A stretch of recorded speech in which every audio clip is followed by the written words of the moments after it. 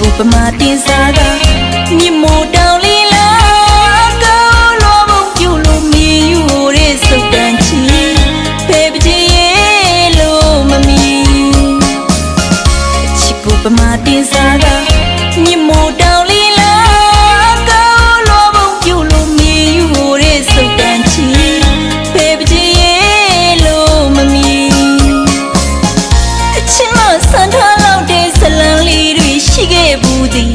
သမုခသင်္ကီကိုရှေးကျုပ်ထဲထဲကလေးဒီအညိုထားလောက်အောင်သူချစ်ထူတန်တော်ရခဘလူးတဲ့ဒီကြိုးကြမောင်းနှံတူရှင်တွဲလို့ပြန်ဝေးခိုက်တွင်ကြိုးကြပူမများရန်တင်လို့သေပွဲသူဝင်